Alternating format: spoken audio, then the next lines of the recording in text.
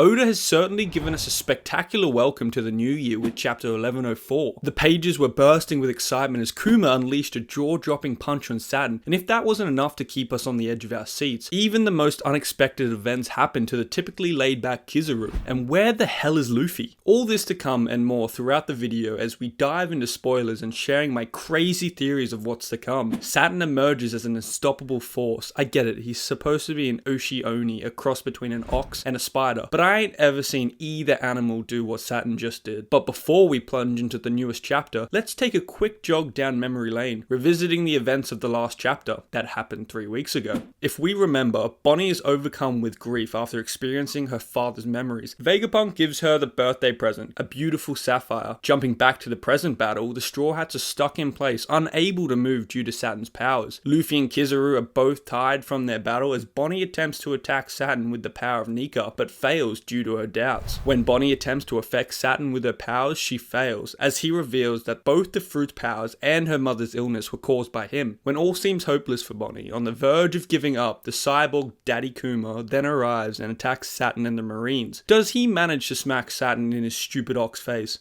Well, that's what's kept me up at night for the past 3 weeks. But just because Kuma shows up doesn't mean it's all well and good for Vegapunk and the Straw Hats, as you'll soon find out in this video. And we finally find out how cowardly one of the Gorosei can be when their pride is hurt.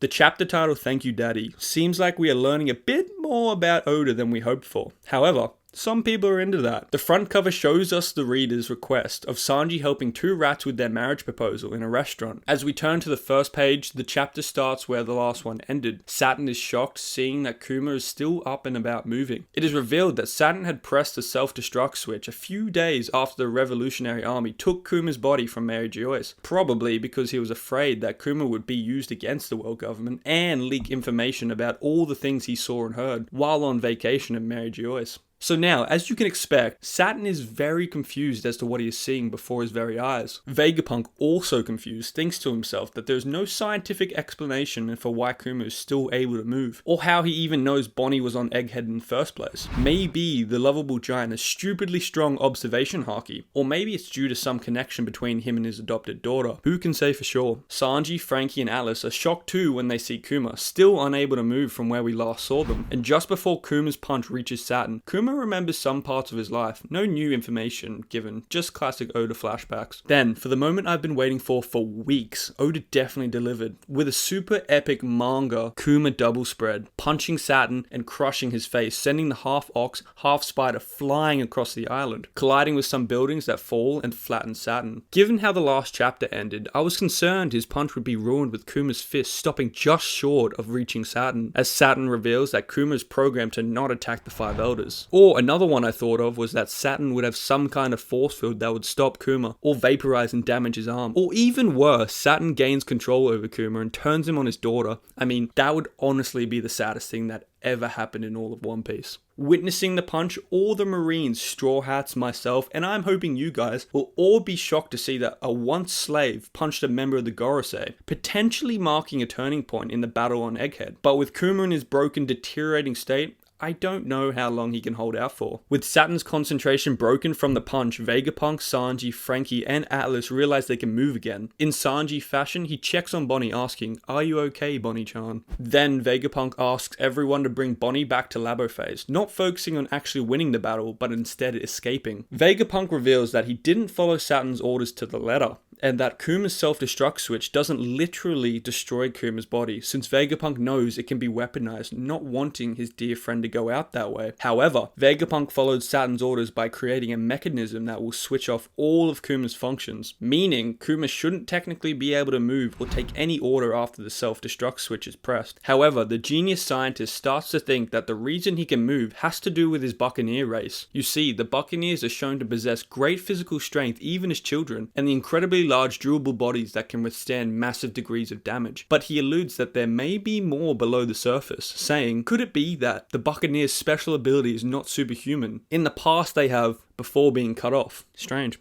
Bonnie thanks Kuma for everything she saw in his memory, and Kuma just hugs Bonnie and then sadly stops moving. My hopes are that I really wish Kuma will get the chance to see Gear 5 Luffy. I know, he's practically dead and wiped of his memory, but just a glimpse of the hero he was waiting for could be the most satisfying end to his arc. At this point of the story, and with the way things are going, I think it would be almost impossible for Oda not to give his readers that. He just presented us with the saddest life story, full to the brink with all kinds of suffering. I'm sure Kuma will be dead by the end of Egghead, but I also firmly believe he will die smiling with his daughter and only after witnessing Joy Boy's glorious return. We then move elsewhere on the battlefield to the Marines, who can't seem to find Luffy anywhere. It seems Luffy has disappeared. Where to? I'm not sure. We'll just have to wait and see, I guess. We don't see anything new in this chapter about Zoro, Lucci, the other Straw Hat members, or the other Vegapunk clones. And as Saturn emerges from the rubble, we see that he has lost his right arm and his left horn due to being squashed. Saturn's body is heavily injured from the looks of it, and it seems there might be an opening in the overarching enemy. However, Saturn recovers inhumanly fast due to the help of some Amaterasu black flames appearing, regenerating 100% of his right arm and left horn. I'm sorry, what?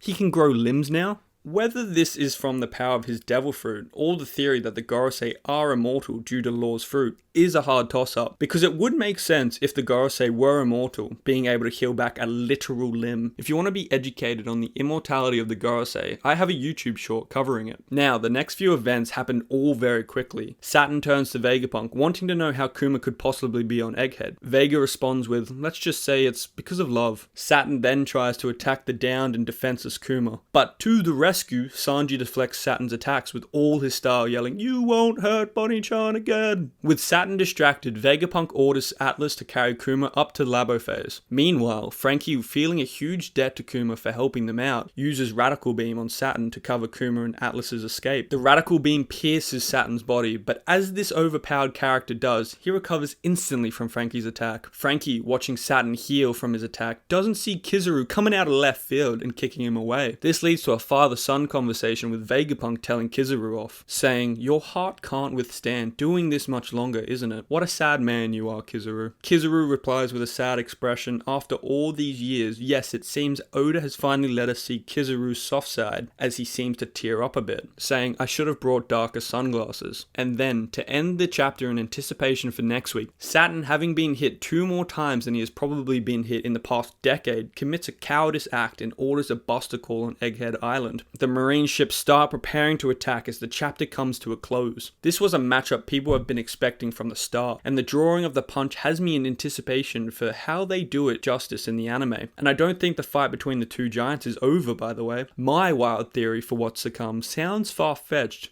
but what if, when Luffy transforms into Gear 5, Kuma will magically regain all of his memories due to the effect of freedom from Nika? Kind of the same gist with Nika's heartbeat activating the ancient robot. Luffy's heartbeat will reawaken Kuma's memories and he will rejoin the fight.